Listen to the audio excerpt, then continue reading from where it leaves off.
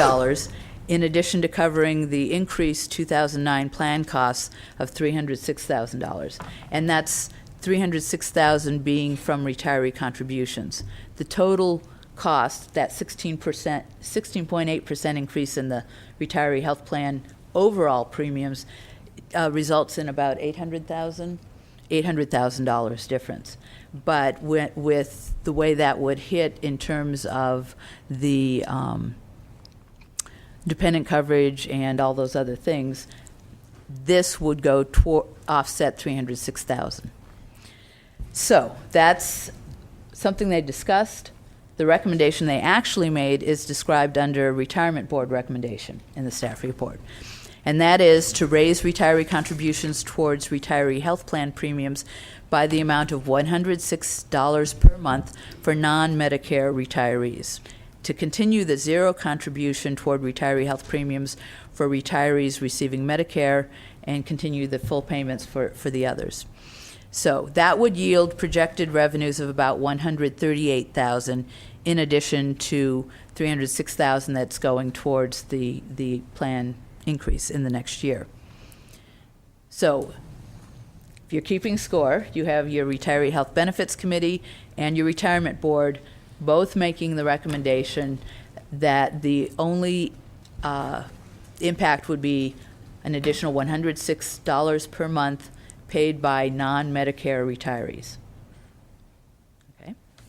Moving on then, the Board Ad Hoc Committee on Retiree Health Benefits then reviewed this, and I think that they were looking at trying to find something in between the recommendation that was ultimately made by the Retiree Health Benefits Committee recommendation and the Retirement Board recommendation, which didn't yield a whole lot of additional revenues, and the initial, at the top of the page, recommendation that was discussed but not recommended, which seemed to have quite a high yield of revenues, possibly beyond what was needed at this time.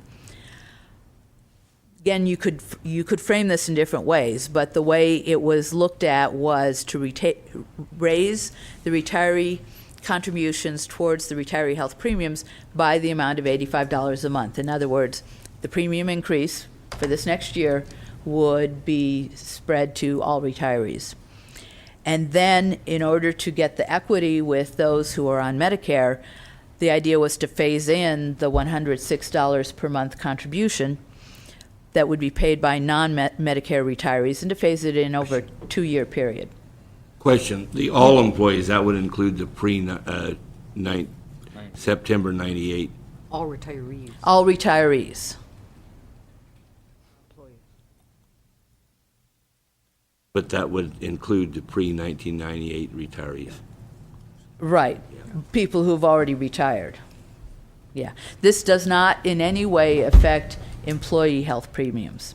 That 459 people who are active right now, who are eligible for retiree health but have not retired yet, they would not be affected until they retire, and then they would be in line with whatever the current retirees were doing.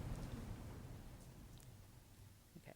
So I have to tell you that this is an estimated number for revenues for this particular one because Mercer Consulting needs to come up with the number, and but we're estimating, I want to be really clear that it's estimated, around $700,000. And that would be in addition to covering retiree contributions towards the $306,000 towards the increase in the next year's plan. And then the CEO and HR recommendation is basically that same recommendation.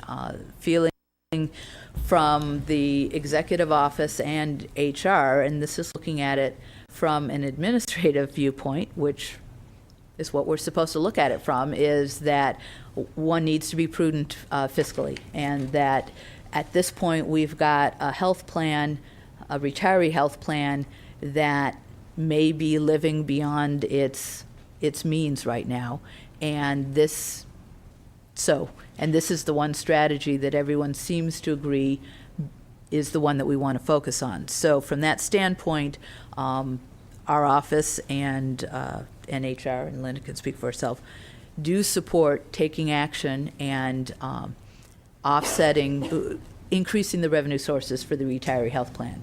And that is to maintain that plan and to make sure that it continues to be viable. So you've got an array of 3 different proposals here. There are, as I said, different ways of putting these together. I would caution against doing too much slicing and dicing because it gets very complicated. If the board doesn't find one of these in its present format meets your needs, and we cannot easily find something that you would want to select, then my suggestion would be giving direction specific enough that staff can then come back with something crafted so you can have exact wording for you. So, recommendation of action by the board is to establish a schedule of retiree premium contributions towards the retiree health plan for the 2009 plan year.